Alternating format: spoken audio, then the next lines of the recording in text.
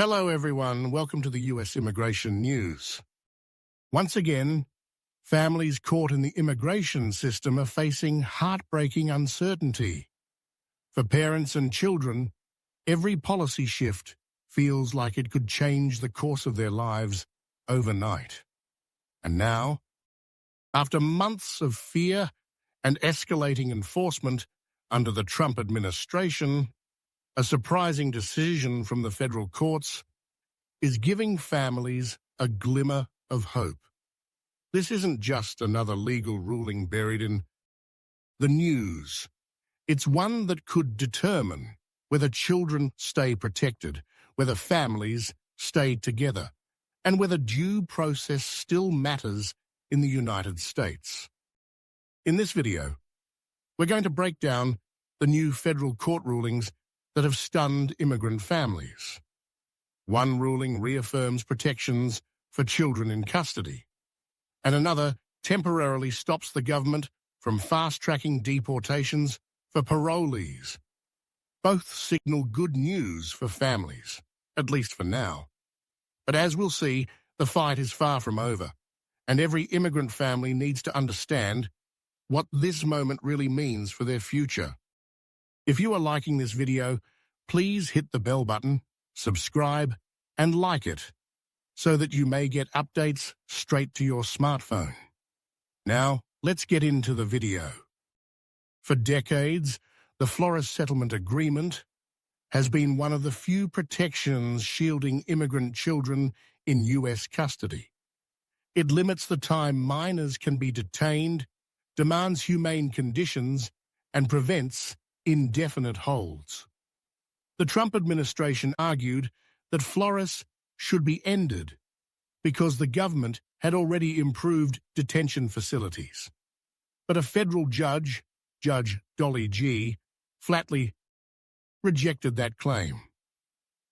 She ruled that better treatment doesn't erase the need for Flores. If anything, it proves why Flores is still necessary. For families, that ruling means children remain protected under the law, and parents don't have to fear losing their kids to endless detention. At nearly the same time, another critical ruling came out of Washington, D.C. Judge Gia Cobb temporarily blocked the Trump administration's plan to strip due process from humanitarian parolees. The administration had wanted to deport them quickly, without the chance to see an immigration judge. That would have been devastating for refugees, evacuees, and families who entered legally through humanitarian channels. Judge Cobb's injunction restored their right to a hearing, at least until a final decision is made. It's a reminder that the Constitution still matters, even when politics threaten to push it aside. So why does this matter for everyday families? Because every delay, every appeal, every pause in enforcement buys time. For immigrants stuck in backlogs, time is life. It's time to file new paperwork, time for children to stay eligible for a green card, time for parents to keep fighting for their future. Without rulings like these, families could lose everything in a matter of weeks. But let's not ignore the reality. These court wins are temporary. The Trump administration will likely appeal, and the fight could go all the way to the Supreme Court. That means families should not become complacent. If your case touches Flores protections, or if you entered through humanitarian parole, consult an attorney immediately. Stay updated on every filing. Don't assume that today's good news will hold forever. This ruling also raises deeper questions. If Flores protections can survive, could other protections, like birthright citizenship or family unity parole, also withstand legal challenges?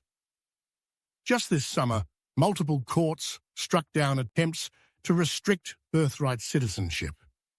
We're seeing a pattern.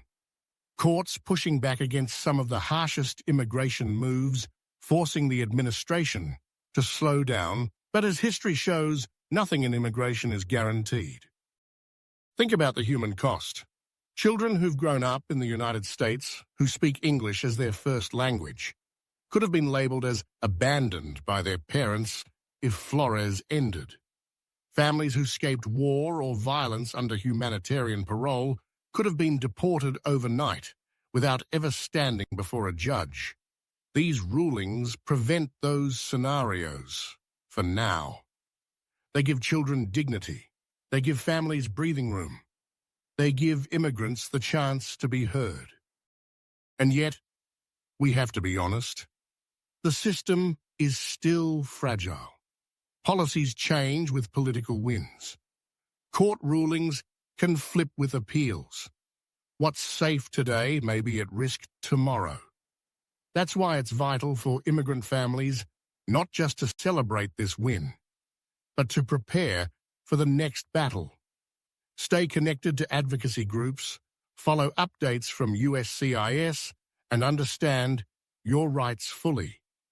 This moment proves that knowledge is power, and sometimes it's the only shield families have.